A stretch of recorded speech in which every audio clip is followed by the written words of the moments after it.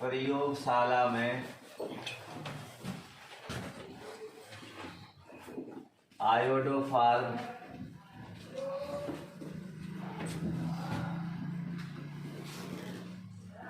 के निर्माण की विधि। तो लास्ट लेक्चर में आप पढ़ चुके थे क्लोरोफॉर्म के बारे में, और अभी हम देखेंगे प्रयोगशाला में आयोडोफॉर्म के निर्माण की विधि। आयोडोफॉर्म किसे कहते हैं? CH3 को क्या कहा जाता है? आयोडोफॉर्म कहा जाता है। और इसका IUPAC नाम क्या हो जाएगा? ट्राई आयोडोमेथेन। ये क्या हो जाएगा? इसका IUPAC नाम हो जाएगा, ट्राई आयोडोमेथेन। अब इसके निर्माण की विधि देखेंगे हम। प्रयोगशाला में आयोडोफॉर्म का निर्माण देखेंगे हम किससे? एथिल अल्कोहल से। प्रयोगशाला में ट्राई आयोडोमेथेन यानी अल्कोहल दोनों ही उपयोग किए जा सकते हैं। चाहे आप एथिल अल्कोहल का उपयोग कर लें, चाहे एसीटोन का उपयोग कर लें। हम यहाँ पर देखेंगे एथिल अल्कोहल के द्वारा प्रयोगशाला में आयोडोफॉर्म का निर्माण। तो सबसे पहले यहाँ पर हमें क्या करना है? आयोडीन और सोडियम हाइड्रोक्साइड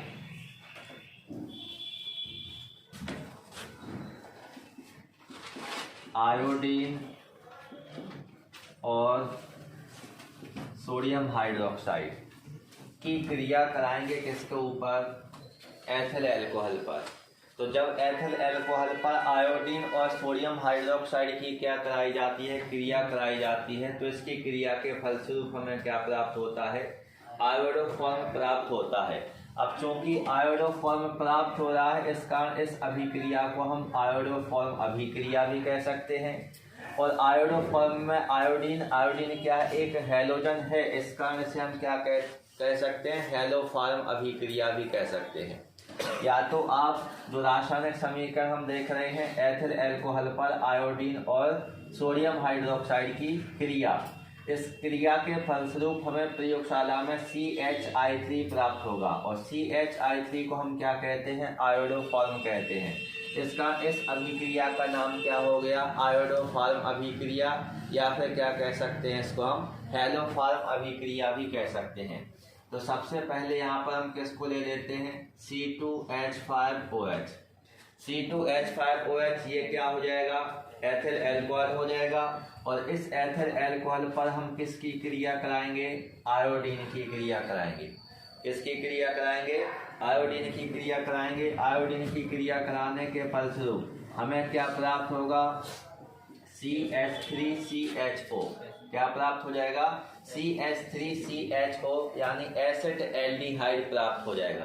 क्या प्राप्त हो जाएगा? एसिड एल्डिहाइड प्राप्त हो जाएगा। और ये आयोडीन हाइड्रोजन के साथ क्रिया करके HI का क्या करेगा? निर्माण करेगा, हाइड्रोजन आयोडाइड। और आयोडीन के 2 हैं, इस कारण यहाँ पर कितने का गुणा कर देंगे? 2 का क्या कर देंगे? गुणा कर देंगे। अब हमें क्या प्राप्त हुआ है? CH3CHO प्राप्त हुआ है, यानी एसिड एल्डिहाइड। और इस एसिड एल्डिहाइड की हम एक बार पुनः क्रिया किसके साथ कराएंगे?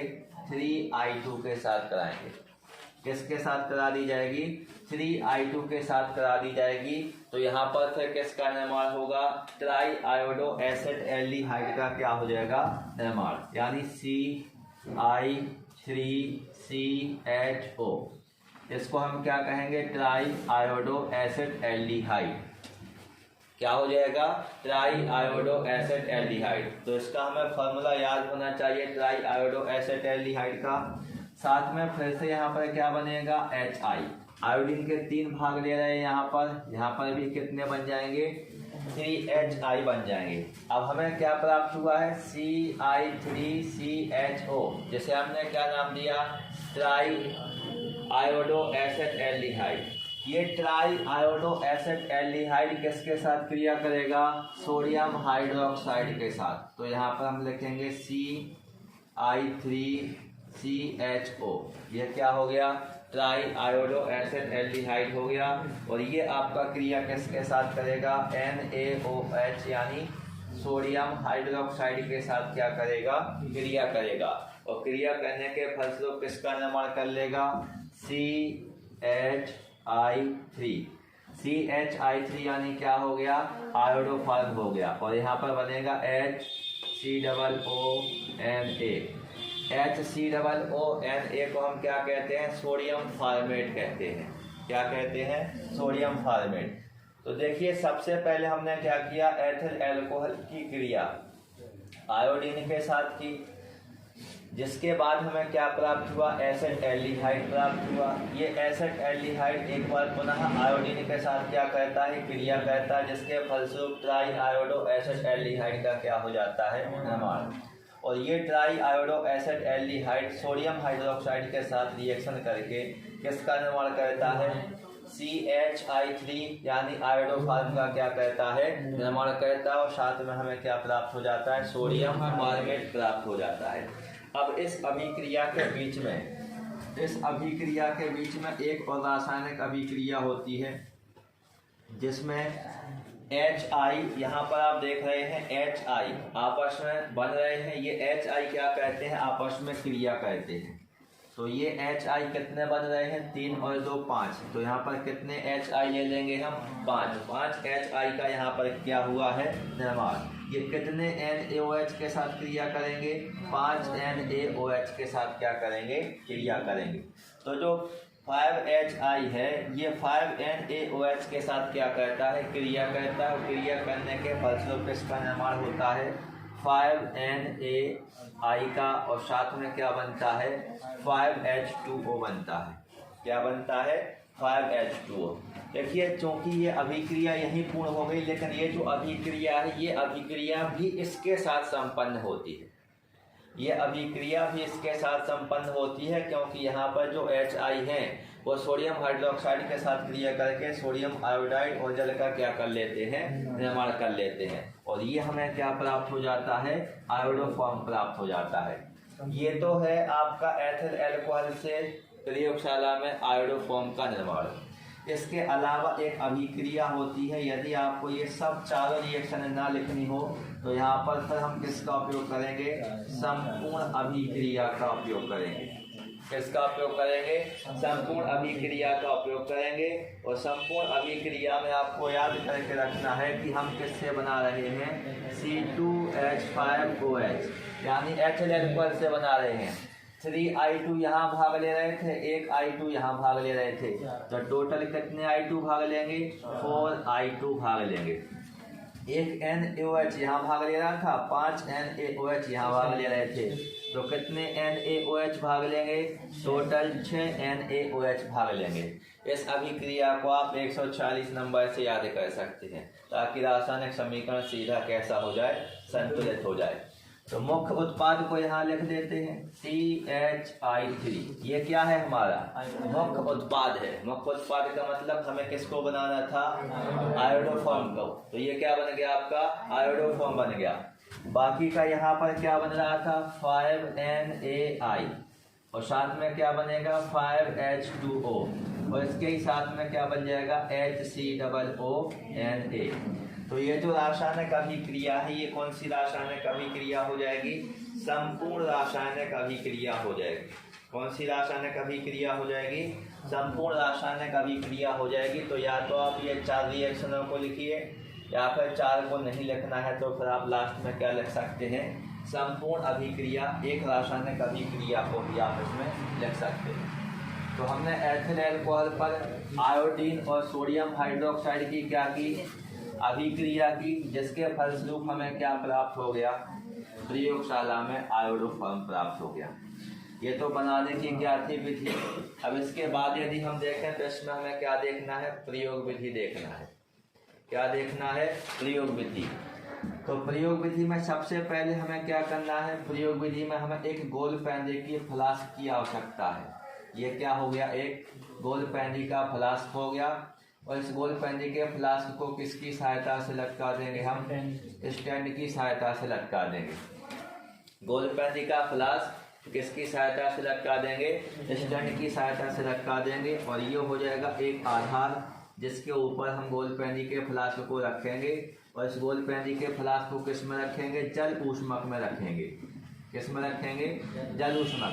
मतलब हम गोल पैनी के फ्लास्क को डायरेक्ट गर्म नहीं कर रहे हैं, किसकी सहायता से गर्म कर रहे हैं, जल की सहायता से। और यहाँ पर क्या लगा रहेगा आपका, ये बर्नर लगा रहेगा।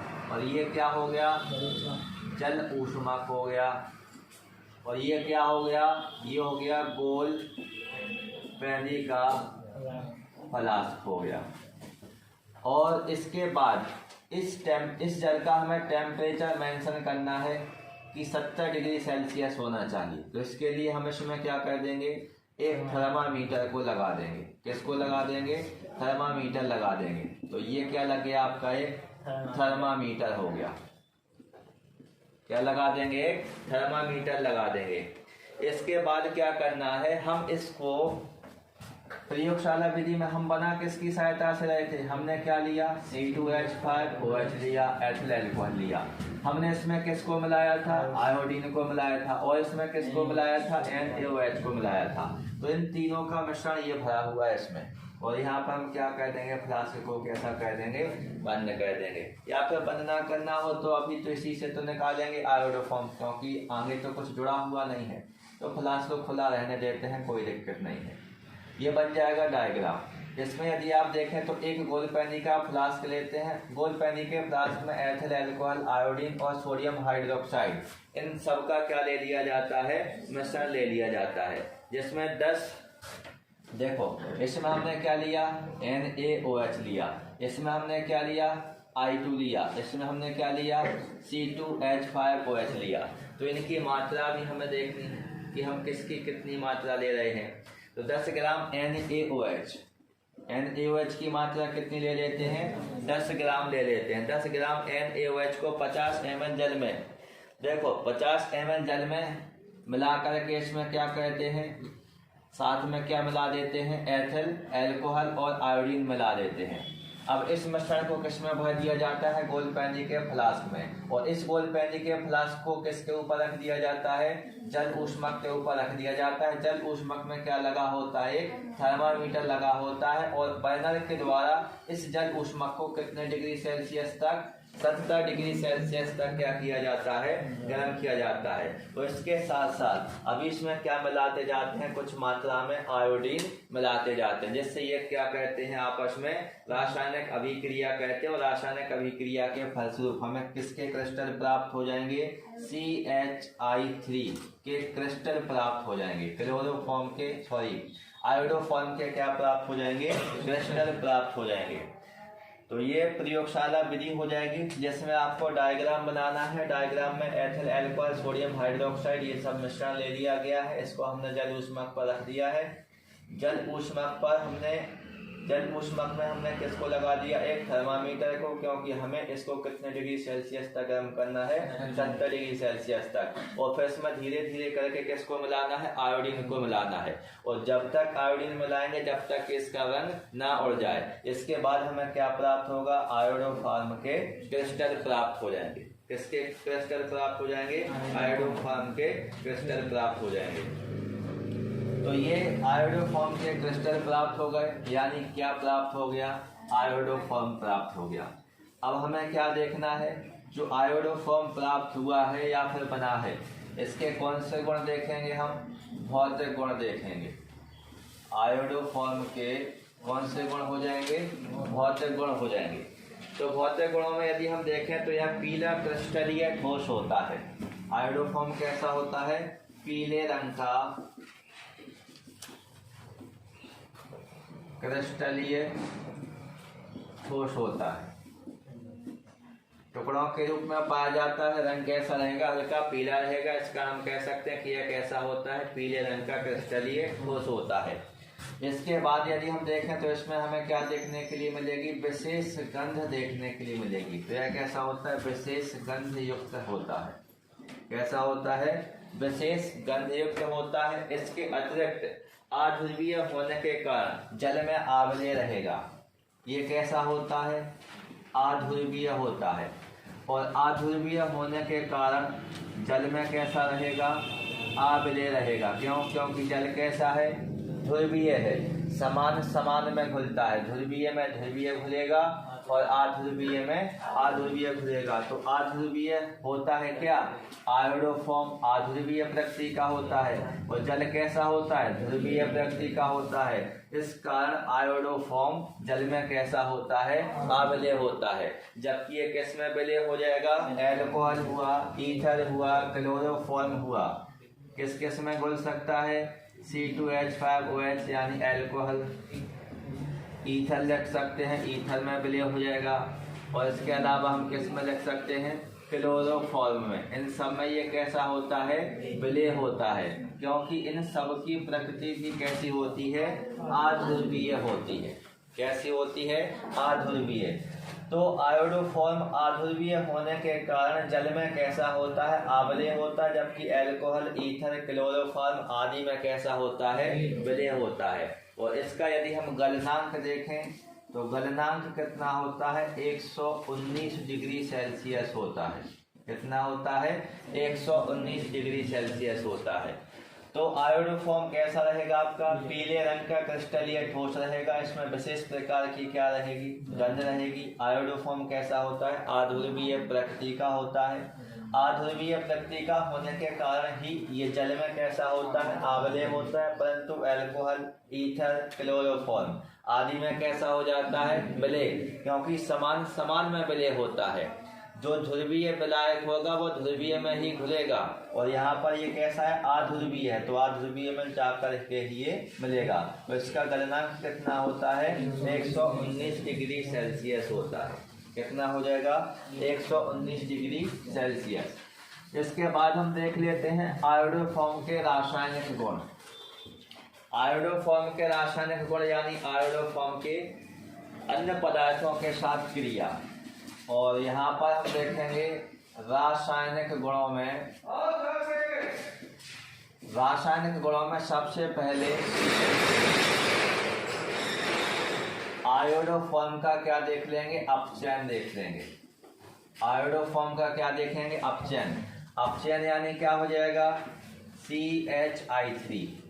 CHI3 का क्या होगा, अपचयन। और अपचयन में आपको ये याद करके रखना है कि किसकी उपस्थिति में आप अपचयन करा रहे हैं, क्योंकि पदार्थ बदलता है तो फिर अपचयन की क्रिया भी कैसी हो जाती है, परिवर्तित हो जाती है। लाल फास्फोरस और हाइड्रो आयोडिक अम्ल की उपस्थिति में, तो लाल फास्फोरस और HI हाइड्रो आयोडिक अम्ल, लाल फास्फोरस और हाइड्रो आयोडिक अम्ल, HI यानी क्या हो गया आपका, हाइड्रो आयोडिक अम्ल। इसकी उपस्थिति में जो आयोडोफॉर्म है, इस आयोडोफॉर्म का हम क्या कराएंगे, अपचयन कराएंगे। और अपचयन में किसके साथ रिएक्शन होती है, हाइड्रोजन के साथ होती है। किसके साथ होती है, हाइड्रोजन के साथ होती है। तो मैथिलीन आयोडाइड का क्या होता है, निर्माण होता है। मैथिलीन आयोडाइड का फॉर्मूला क्या होता है, CH2I2। क्या हो जाएगा, CH2I2। देखिए दो हाइड्रोजन थे, दो हाइड्रोजन में से एक हाइड्रोजन इसके साथ आ गया और एक यहाँ का हाइड्रोजन बचा हुआ है। ये बचा हुआ एक हाइड्रोजन एक आयोडीन के साथ क्या करेगा, क्रिया करेगा और किसका निर्माण कर लेगा, HI का क्या कर लेगा, निर्माण कर लेगा।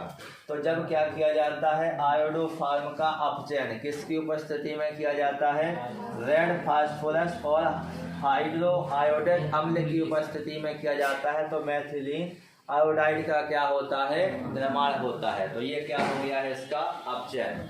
इसके बाद अब हम इसका क्या कराएंगे, जल अपघटन कराएंगे। रासायनिक गुणों में क्लोरोफॉर्म और आयोडोफॉर्म दोनों में यदि आप देखेंगे तो कहीं ना कहीं आपको रासायनिक अभिक्रियाएं एक समान देखने के लिए मिल जाएंगी।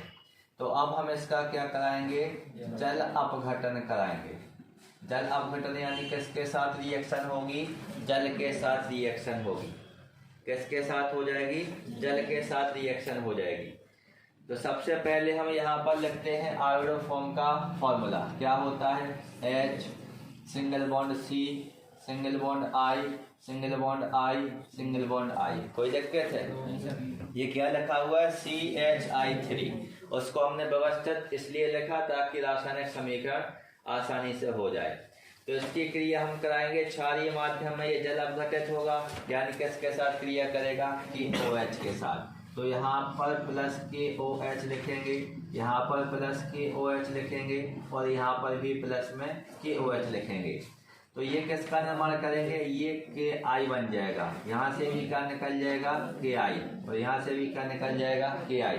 बाकी का क्या रहेगा, H सिंगल बॉन्ड C, जहाँ पर I था वहाँ पर क्या लग जाएगा OH, जहाँ पर I था वहाँ पर क्या लग जाएगा OH, लग गया।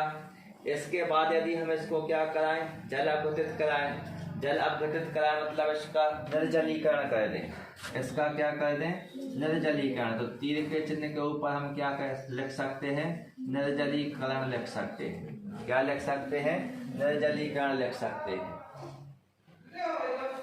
तो निर्जलीकरण जब हम इसका कराएंगे तो हमें फार्मिक अम्ल प्राप्त होगा, क्या प्राप्त होगा, फार्मिक अम्ल। कल की रिएक्शन याद आई, देखिए ये क्या निकाल लिया बाहर, चल क्या बचा, HCOOH, यही तो बचा HCOOH, और ये निर्जलीकरण के रूप में बाहर क्या निकल गया H2O यानी जल, और ये हमें क्या प्राप्त हो गया, फार्मिक अम्ल प्राप्त हो गया, क्या प्राप्त हो गया, फार्मिक अम्ल प्राप्त हो गया। अब इसके बाद यदि हम देखें, ये जो फार्मिक अम्ल प्राप्त हुआ है, ये फार्मिक अम्ल क्या करेगा, पोटेशियम हाइड्रोक्साइड, क्षारीय माध्यम में पोटेशियम हाइड्रोक्साइड के साथ कैसा हो जाएगा, जल अपघटित हो जाएगा। देखो इसको हम फिर से लिखेंगे HCOOH, ये किसके साथ रिएक्शन करेगा, KOH के साथ रिएक्शन करेगा, किसके साथ रिएक्शन करेगा, KOH के साथ रिएक्शन करेगा। तो यहाँ से OH और यहाँ का H, ये OH और ये H किसका निर्माण कर लेंगे, फिर से जल का निर्माण कर लेंगे, निर्जलीकरण हो रहा है, मतलब जितनी उसमें जल की मात्रा होगी वो कहाँ पर निकल जाएगी, बाहर। और यहाँ पर क्या बचेगा HCOO और यहाँ पर क्या जाएगा K, क्या बन गया पोटेशियम फार्मेट, और यहाँ से फिर से क्या निकल गया H2O निकल गया। तो ये क्या हो गया, आयोडोफॉर्म का क्या हो गया, जल अपघटन हो गया, आयोडोफॉर्म का क्या हो गया, जल अपघटन। देखिए ये जल अपघटन हमने देखा, यहाँ पर ये जल अपघटन हुआ आपका अनेक पदों में, मतलब हमें यहाँ से कहाँ तक पहुँचना था, HCOO तक पहुँचना था। अब यदि हम इसी जल अपघटन को संपूर्ण अभिक्रिया के रूप में लिखें, तो संपूर्ण अभिक्रिया के रूप में यदि लिखें तो क्या आएगा CHI3 यानी क्या हो गया, ये आपका आयोडोफॉर्म हो गया। अब यहाँ पर देखिए KOH के कितने भाग हैं, 3, और यहाँ पर KOH के कितने भाग हैं, 1, तो टोटल मिला के कितने हो गए 4। तो यहाँ पर क्या लिख देंगे 4 KOH लिख देंगे, कितना लिख देंगे 4 KOH लिख देंगे। तो यहाँ पर क्या बनेगा आपका HCOOK बनेगा, क्या बनेगा HCOOK। एक H2O यहाँ बन रहा था, एक H2O यहाँ बन रहा था, तो यहाँ पर टोटल कितने H2O बनेंगे, 2 H2O बनेंगे। इसके साथ में क्या बन रहा है, इसके साथ में क्या बन रहा है आपका 3KI बन रहा है, क्या बन रहा है 3KI। क्यों, क्योंकि आयोडीन के कितने हैं 3, और यहाँ पे 3 पोटेशियम के बचे हुए हैं। तो ये हो जाएगा आपका कौन सा समीकरण, संपूर्ण अभिक्रिया वाला समीकरण। संपूर्ण अभिक्रिया वाला समीकरण लिखना आसान होता है, इसकी अपेक्षा इसमें बताया जाता है कि क्रिया कहाँ पर कैसे हुई है, और संपूर्ण अभिक्रिया में बताया जाता है कि आप में उत्पाद, ये दोनों अभिकारक मिल करके इन उत्पादों का क्या कर रहे हैं, निर्माण कर रहे हैं। तो ये हो गया आपका आयोडोफॉर्म का जल अपघटन, और आयोडोफॉर्म के जल अपघटन के फलस्वरूप हमें क्या प्राप्त हुआ, पोटेशियम फार्मेट। किसका निर्माण हुआ, पोटेशियम फार्मेट का। अब हमें रासायनिक गुणों में देखना है कार्बेल एमीन अभिक्रिया। कौन सी अभिक्रिया हो जाएगी, कार्बेल एमीन अभिक्रिया हो जाएगी। आपने क्लोरोफॉर्म में कार्बेल एमीन अभिक्रिया को अच्छे से देखा, उसमें आपको बताया जा रहा था एलिफेटिक प्राथमिक एमीन और एरोमेटिक प्राथमिक एमीन। क्लोरोफॉर्म के साथ रिएक्शन कर रहा था, किसमें किसके साथ क्रिया करेगा? आयोडोफॉर्म के साथ क्रिया करेगा। किसके साथ क्रिया करेगा? आयोडोफॉर्म के साथ क्रिया करेगा। सेम रिएक्शन है एल्किल प्राथमिक एमीन यानी R सिंगल बॉन्ड NH2, ये किसके साथ रिएक्शन करेगा? CH3 यानी आयोडोफॉर्म, और इसके साथ प्लस में क्या हो जाएगा? 3NaOH। क्या हो जाएगा प्लस में? 3NaOH। चाहे आप यहाँ KOH ले लो, चाहे NaOH ले लो, कोई दिक्कत नहीं है। यदि आपने KOH करके लिखा तो भी सही रहेगा। अब यहाँ पर यदि आप देखेंगे तो किसका निर्माण होगा? R सिंगल बॉन्ड NC का क्या होगा? निर्माण होगा। R सिंगल बॉन्ड NC यानी एल्किल आइसोसाइनाइड। बाकी का क्या बनेगा? ये आपका क्या बन जाएगा? 3KI। क्या बन जाएगा? 3KI बन जाएगा, प्लस ये OH और बाकी का ये सब मिलकर के किसका निर्माण कर लेंगे? 3H2O का क्या कर लेंगे? निर्माण कर लेंगे। तो ये रासायनिक समीकरण आपका संतुलित हो जाएगा एल्किल आइसोसाइनाइड के रूप में। और यहाँ पर आप देखें ये कौन सा लिया है? एल्किल प्राथमिक एमीन। यदि हम इसकी जगह किसको ले लें? ये एलिफेटिक वाला है। अब एलिफेटिक के अतिरिक्त एरोमेटिक में भी ये देखने के लिए मिलता है, तो एरोमेटिक के लिए क्या ले लें? C6H5 और बाकी का क्या रहेगा?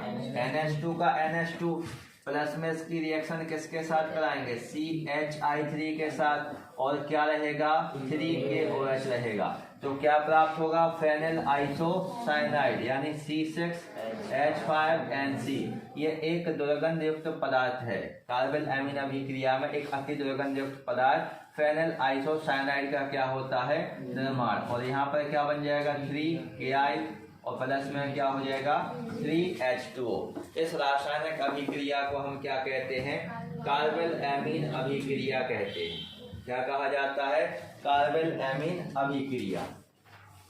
अब आयोडोफॉर्म का रिएक्शन किसके साथ कराएंगे? एजी चूर्ण के साथ। किसके साथ? एजी चूर्ण के साथ। एजी चूर्ण के साथ। तो रिएक्शन देखिए समझने के हिसाब से देखते हैं।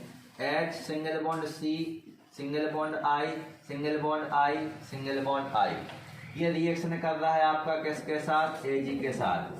और यहाँ पर हम फिर से लिख लेते हैं I सिंगल बॉन्ड के रूप में। यहाँ पर तीनों के साथ क्या जोड़ देंगे? C, और सिंगल बॉन्ड क्या हो जाएगा? H।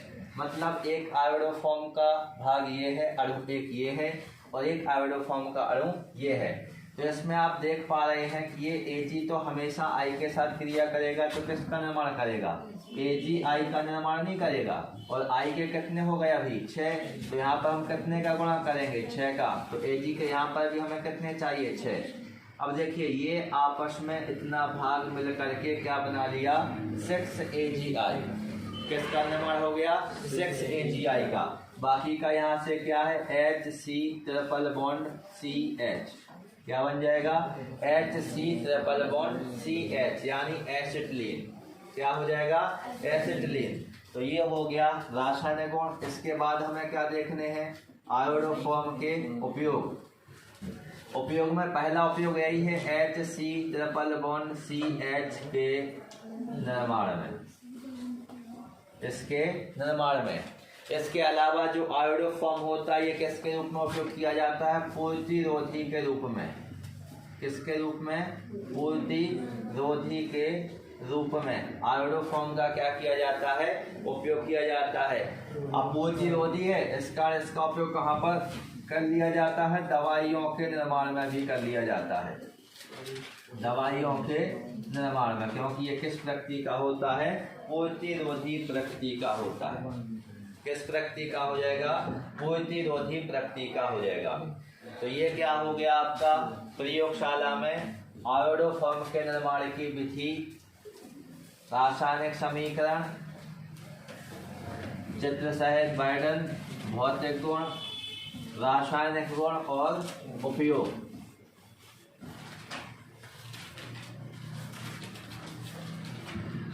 इसके बाद यदि हम देखेंगे तो यहाँ पर अब हमें देखना है किसके बारे में? Carbon tetra chloride. Carbon tetra chloride इसका फॉर्मूला क्या हो जाएगा, CCl4 हो जाएगा, कार्बन टेट्रा क्लोराइड। IUPAC नाम क्या हो जाएगा, टेट्रा क्लोरोमेथेन। IUPAC नाम क्या हो जाएगा, टेट्रा क्लोरोमेथेन। इसे पायरीन के नाम से भी जाना जाता है। इसका उपयोग आग बुझाने के लिए किया जाता है। तो अब इसको देख लेते हैं हम बनाने की विधि। तो सबसे पहले बनाने की विधि में देख लेते हैं। IUPAC नाम में इसका देखो एक और नाम लिख दिया जाता है। ये तो हमने बताया टेट्रा क्लोरोमेथेन। अब ये टेट्रा क्लोरोमेथेन को थोड़ा और समझ लेते हैं। कार्बन ये है और यहाँ पर Cl, यहाँ पर Cl, यहाँ पर Cl, यहाँ पर Cl। ये तो आपने ये देख के बता दिया कि 4 कार्बन है तो टेट्रा, Cl का क्लोरो एक, ये सॉरी 4 संख्या है तो टेट्रा, Cl है तो क्लोरो और एक कार्बन है तो मेथेन। अब यदि इसका नामकरण के हिसाब से देखें तो कार्बन की संख्या तो एक ही है। अब एक ही कार्बन से कितने क्लोरीन जुड़े हैं, 4। तो क्या लिख सकते हैं, 1 1 1 1 और 4 बार आ गया, इस कारण क्या, टेट्रा। और आया क्या है, Cl यानी क्या, क्लोरो। कार्बन की संख्या एक है यानी क्या, मेथेन। तो ओरिजिनल IUPAC नाम ये है 1 1 1 1 टेट्रा क्लोरो मेथेन। और वैसे हम क्या कहते हैं इसे, कार्बन टेट्रा क्लोराइड। अब इसके निर्माण की हम देख लेते हैं विधि। तो सबसे पहले विधि में देख लेते हैं मीथेन के क्लोरीनीकरण से। मीथेन के क्लोरीनीकरण से देखिए, मीथेन यानी क्या हो गया, CH4। क्लोरीनीकरण यानी किसके साथ रिएक्शन, Cl2 के साथ। किसके साथ हो जाएगी, Cl2 के साथ हो जाएगी। ये जो क्रिया होगी ये किसकी उपस्थिति में होगी, सूर्य के प्रकाश की उपस्थिति में होगी। किसकी उपस्थिति में होगी, यह एक प्रतिस्थापन अभिक्रिया है। प्रतिस्थापन यानी विस्थापन अभिक्रिया है। इसमें क्या होगा, CH4 के 4 हाइड्रोजन परमाणुओं का विस्थापन क्लोरीन के 4 परमाणुओं के द्वारा हो जाएगा। हाइड्रोजन कितने हैं CH4 में, 4। इन चारों हाइड्रोजन परमाणुओं का प्रतिस्थापन या विस्थापन किसके द्वारा कर दिया जाएगा, क्लोरीन के 4 परमाणुओं के द्वारा कर दिया जाएगा। तो क्या बनेगा, यहाँ पर CCl4 बनेगा। क्या बन जाएगा, CCl4। अब यहाँ पर जो H है ये किसके साथ क्रिया कर लेगा, Cl के साथ क्रिया कर लेगा। किसके साथ क्रिया कर लेगा, Cl के साथ। तो किसका निर्माण करेगा, HCl। अब H के कितने थे, 4। तो यहाँ पर कितने का गुणा करेंगे, 4 का। अब Cl के 4 ये हैं और 4 ये हैं तो कितने हो गए, 8। तो इसके सामने कितने का गुणा कर देंगे, 4 का। तो रासायनिक समीकरण कैसा हो जाएगा, संतुलित हो जाएगा। रासायनिक समीकरण कैसा हो जाएगा, संतुलित हो जाएगा। तो ये क्या दिया गया है आपका, मीथेन के क्लोरीनीकरण से हम किसका निर्माण कर सकते हैं, कार्बन टेट्रा क्लोराइड का। जब मीथेन का क्या किया जाता है, सूर्य के प्रकाश की उपस्थिति में क्लोरीनीकरण किया जाता है यानी क्लोरीन के साथ क्रिया कराई जाती है। तो मीथेन के चारों हाइड्रोजन परमाणुओं का प्रतिस्थापन क्लोरीन के 4 परमाणुओं के द्वारा हो जाता है और CCl4 का क्या होता है, निर्माण होता है। इस अभिक्रिया को आप मीथेन का क्लोरीनीकरण कह सकते हैं। क्या कह सकते हैं, मीथेन का क्लोरीनीकरण अभिक्रिया के नाम से इसको हम कह सकते हैं। इसके बाद हम देख लेते हैं CCl4 के भौतिक गुण। CCl4 के कौन से गुण हो जाएंगे, भौतिक गुण हो जाएंगे। तो सबसे पहले हम लिख सकते हैं कि यह एक रंगहीन, रंगहीन का मतलब समझ रहे हैं, इसका कोई विशेष रंग नहीं होता है, विशिष्ट गंध होती है। लेकिन क्या होती है, विशिष्ट गंध होती है। तो यह एक रंगहीन एवं विशिष्ट गंध युक्त, रंग तो नहीं होता लेकिन इसकी गंध कैसी होती है, विशिष्ट होती है। विशिष्ट गंध युक्त भारी द्रव है, भारी द्रव है। किस अवस्था में पाया जाता है, द्रव अवस्था में पाया जाता है। तो यह एक रंगहीन विशिष्ट गंध युक्त क्या होता है, भारी द्रव होता है। इसके अलावा यदि हम देखें इसका क्या क्वथनांक, इसका क्वथनांक कितना होता है, 77 डिग्री सेल्सियस होता है। कितना होता है, 77 डिग्री सेल्सियस होता है। इसके अतिरिक्त यदि हम देखें तो ये जल में कैसा है, अघुलनशील है। जल में कैसा है, अघुलनशील। क्यों? क्योंकि ये किस प्रकृति का होता है, कार्बनिक आध्रुवीय प्रकृति का होता है।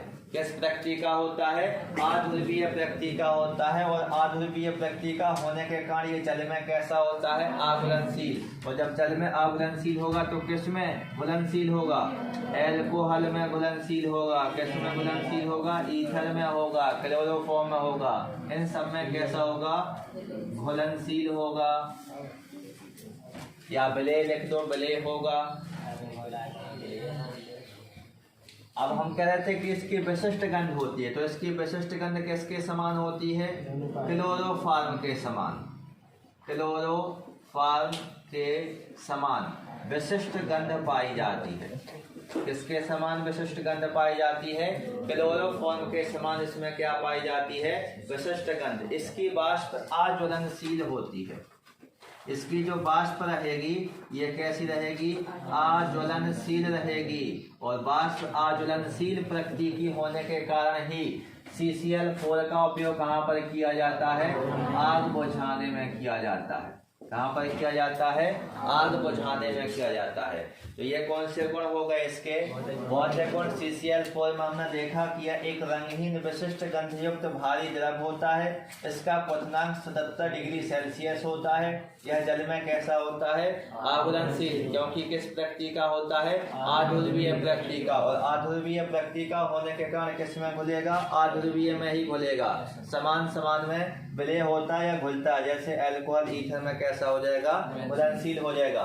इसकी गंध किसके समान होती है, क्लोरोफॉर्म के समान। ये विशिष्ट गंध वाला द्रव होता है।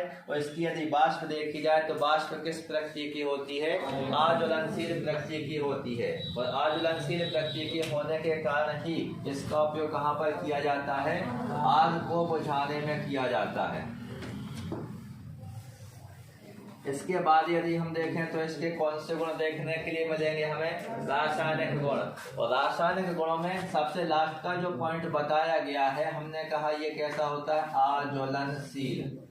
माने इसमें अज्वलनशीलता का क्या पाया जाता है, गुण पाया जाता है। कौन सा गुण पाया जाता है, अज्वलनशीलता का गुण पाया जाता है। तो हम सीधा सीधा से ये कह सकते हैं कि CCl4 यानी कार्बन टेट्राक्लोराइड की वाष्प अज्वलनशील होती है। यानी इसमें अज्वलनशीलता का क्या पाया जाता है, गुण पाया जाता है। इसका उपयोग आग बुझाने वाले यंत्रों में किया जाता है। कहाँ पर किया जाता है, आग बुझाने वाले यंत्रों में किया जाता है। किंतु उच्च ताप पर भाप की उपस्थिति में, उच्च ताप पर, किस पर, उच्च ताप पर, किसकी उपस्थिति में, भाप की उपस्थिति में। यदि टेम्परेचर कैसा हो जाए, ज्यादा हो जाए और भाप की क्या रहे, उपस्थिति रहे, तो फिर किसका निर्माण होता है, विषैली गैस। विषैली गैस कौन सी गैस, फास्जीन गैस। कौन सी गैस, फास्जीन गैस। विषैली गैस, फास्जीन गैस का क्या होता है, निर्माण होता है। तो याद रहेगा फास्जीन गैस का फॉर्मूला क्या होता है, COCl2। ये क्या हो जाएगी, फास्जीन गैस हो जाएगी। तो जब क्लोरोफॉर्म को सूर्य के प्रकाश की उपस्थिति में या वायु में खुला छोड़ देते हैं तो भी किसका निर्माण होता है, फास्जीन गैस का निर्माण होता है। और यहाँ पर भी हम देख रहे हैं कि CCl4 यदि उच्च ताप पर भाप की उपस्थिति में क्रिया कर लेता है तो भी किसका निर्माण होता है, विषैली गैस फास्जीन का क्या होता है, निर्माण होता है। इसके बाद हम देख लेते हैं रासायनिक गुणों में इसका दूसरा गुण क्या हो जाएगा, अपचयन हो जाएगा। क्या हो जाएगा, अपचयन। और अपचयन में नम लोहे चूर्ण और H2O की उपस्थिति में जो क्रिया कराएंगे हम, नम लोहे चूर्ण और किसकी उपस्थिति में कराएंगे, H2O की उपस्थिति में। अपचयन किसका करा रहे हैं हम, CCl4 का करा रहे हैं। किसका करा रहे हैं, CCl4 का करा रहे हैं। तो बड़े वाले कोष्टक में यहाँ पर क्या लिख देंगे, नवजात हाइड्रोजन। क्या लिख देंगे, नवजात हाइड्रोजन। और नवजात हाइड्रोजन से जब ये क्रिया करेगा तो किसका निर्माण करेगा, CHCl3।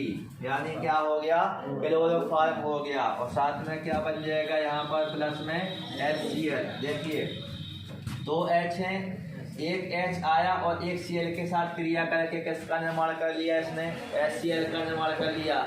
बाकी का एक क्या बचा H, तो वो एक H इसके साथ में लग गया कार्बन के, तो क्या बन गया CHCl3, यानी क्या हो जाएगा क्लोरोफॉर्म हो जाएगा। तो क्लोरोफॉर्म का क्या होता है निर्माण, कब, जब कार्बन टेट्रा क्लोराइड का अपचयन किसकी उपस्थिति में, नम लोह चूर्ण और जल की उपस्थिति में किया जाता है, तो क्लोरोफॉर्म का क्या होता है निर्माण होता है। क्या बनता है, क्लोरोफॉर्म बनता है।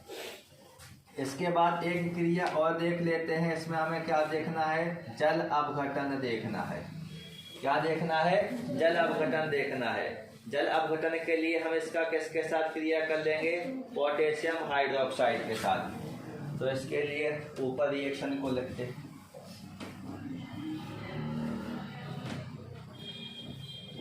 हम क्या देख रहे हैं, जल अपघटन। तो जल अपघटन में रिएक्शन किसके साथ, कार्बन के चारों तरफ किसको लगा देंगे, Cl को लगा देंगे, यानी ये क्या बन गया कार्बन टेट्रा क्लोराइड। ये क्रिया किसके साथ करेगा, 4KOH के साथ। किसके साथ करेगा, 4KOH के साथ। तो देखिए ये जो K है ये किसके साथ रिएक्शन करेगा, Cl के साथ, और Cl के साथ रिएक्शन करके किसका निर्माण कर लेगा, KCl का। कितने KCl बनेंगे, 4 KCl बनेंगे। निकलेंगे तो तीर के चिन्ह के नीचे माइनस करके 4 KCl लिख दिया।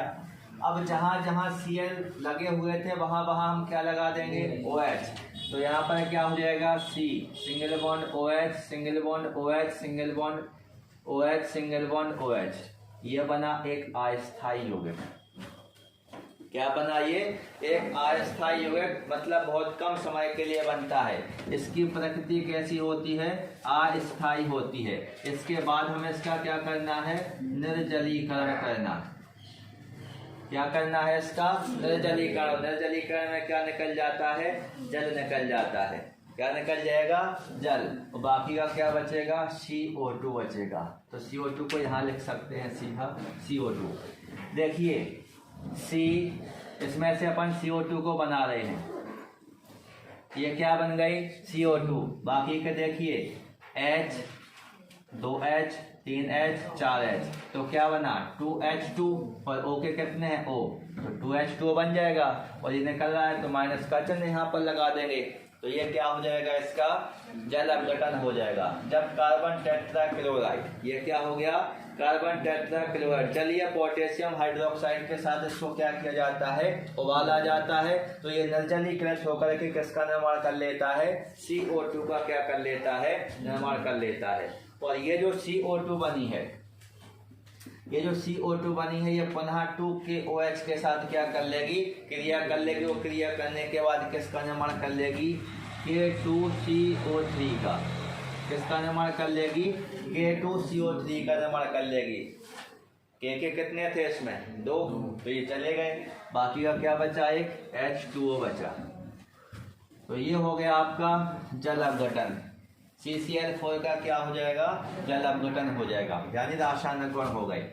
इसके बाद हम इसके क्या देख सकते हैं, उपयोग। सबसे बेस्ट उद्योग कहीं पर भी यदि है, लाइट वगैरह से यदि आग लग जाए तो उसकी आग को बुझाने के लिए हमें किसका उपयोग करना है, CCl4 का क्या करना है, उपयोग करना है। तो उपयोग में हम क्या लिख सकते हैं, आग बुझाने में। और इसको किसके नाम से जाना जाता है, पायरीन के नाम से। पायरीन के नाम से इसको जाना जाता है। और पायरीन के नाम से ही इसका उपयोग किसमें किया जाता है, आग बुझाने में किया जाता है। किसमें किया जाता है, आग बुझाने में किया जाता है। इसके बाद इसका उपयोग शुष्क धुलाई में भी किया जाता है। किसमें किया जाता है, शुष्क धुलाई में भी किया जाता है। और जो CCl4 होता है, इसमें कीटाणुनाशक का भी क्या पाया जाता है, गुण पाया जाता है। इसका उपयोग कहाँ पर किया जाता है, कीटाणुनाशी के रूप में। तेल, वसा, मोम, ग्रीस, ये जो होते हैं, चाहे तेल हो या वसा हो या फिर मोम हो या फिर ग्रीस हो, इन सब में किसके रूप में, विलायक के रूप में। मतलब ये सब किस में घुल जाएंगे, CCl4 में घुल जाएंगे। तो तेल, वसा, मोम, ग्रीस इन सब के लिए किसका काम करता है, विलायक का काम करता है। तो ये हो गया आपका कार्बन टेट्राक्लोराइड यानी CCl4 बनाने की विधि, गुण तथा उपयोग। शुष्क धुलाई का मतलब होता है जो महंगे कपड़े होते हैं, आपने सुना होगा लॉन्ड्री में उसको क्या किया जाता है, धोया जाता है। जैसे महंगे कपड़े ब्लेजर वगैरह जो ज़्यादा महंगे होते हैं, हाँ वही है।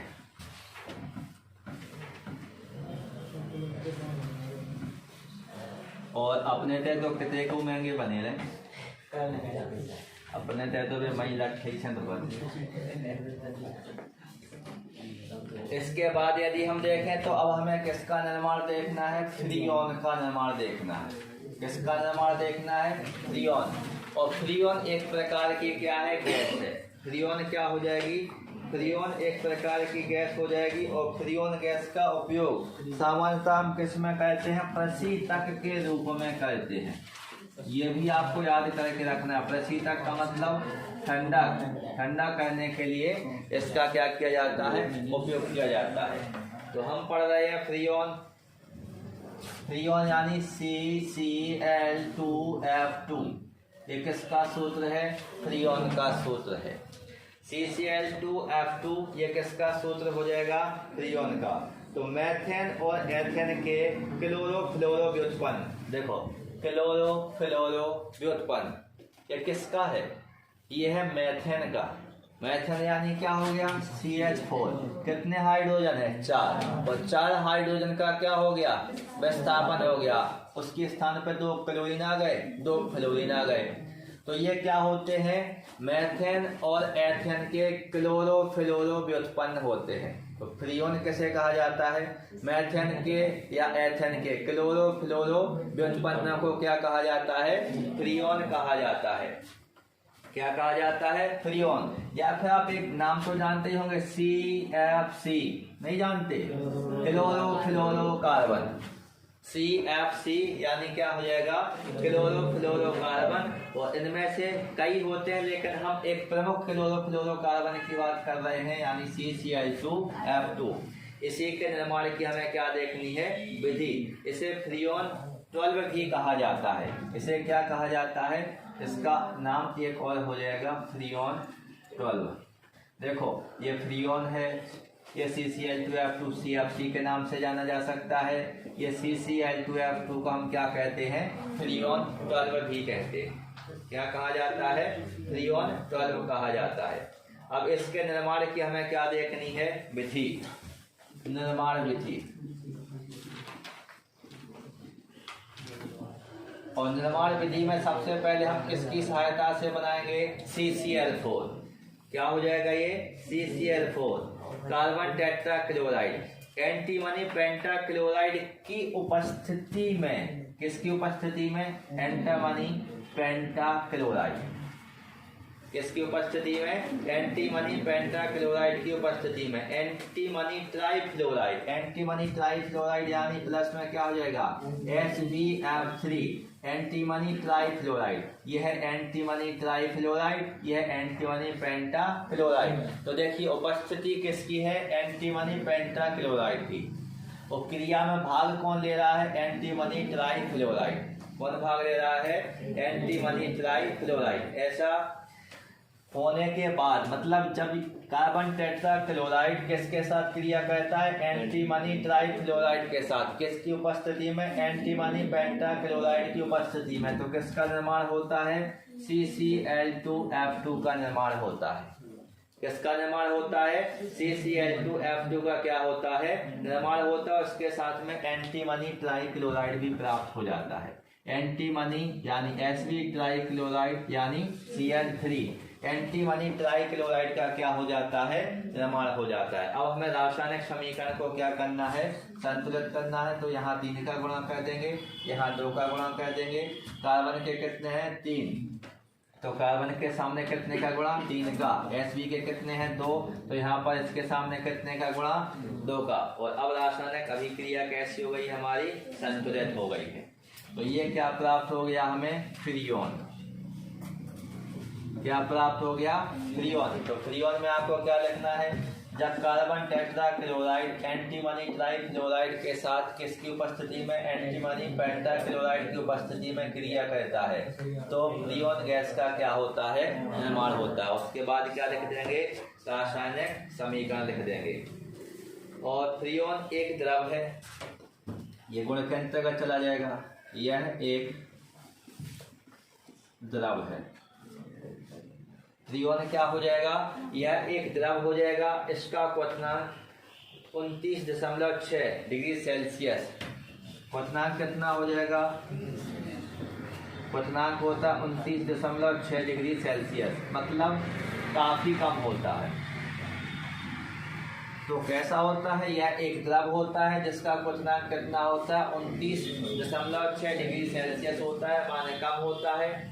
और कमरे के, जिससे कमरे के ताप पर दाब बढ़ाकर, देखो कमरे के ताप पर किसको बढ़ा दिया जाए, दाब को बढ़ा दिया जाए। तो दाब बढ़ाकर इसे क्या किया जा सकता है, द्रवित किया जा सकता है। कैसा किया जा सकता है, द्रवित किया जा सकता है। द्रवित किया जा सकता है मतलब किसमें परिवर्तित कर लिया जा सकता है, इसको द्रव अवस्था में परिवर्तित कर लिया जा सकता है। देखिए गैसों का एक गुण होता है, ताप और दाब में परिवर्तन करके जो गैसें होती हैं, गैसों की अवस्था में भी क्या किया जा सकता है, परिवर्तन किया जा सकता है, कक्षा 11 की केमिस्ट्री के अनुसार। तो यह एक द्रव हो गया जिसका क्वथनांक कितना हो गया, 29.6 डिग्री सेल्सियस, मतलब बहुत कम होता है। और कमरे के ताप पर दाब बढ़ा करके इसको क्या किया जा सकता है, द्रवित किया जा सकता है। यह कैसी गैस होती है, रंगहीन होती है। कैसी होती है, रंगहीन होती है। साथ में कैसी होती है, गंधहीन होती है। कैसी होती है, गंधहीन होती है। साथ में कैसी होती है, कम विषैली गैस है। कैसी गैस है, कम विषैली, रंगहीन, गंधहीन, कम विषैली होती है। अज्वलनशील प्रकृति की होती है, अज्वलनशील प्रकृति की होती है। इसके अलावा यदि हम देखें तो ये अक्रिय प्रकृति की होती है। कैसी होती है, अक्रिय प्रकृति की होती है। ये हो गए इसके गुण। इसके बाद इसमें आपको लिखाया गया होगा इसके उपयोग के बारे में। और इसका उपयोग, सबसे अच्छा उपयोग क्या है, प्रशीतक के रूप में।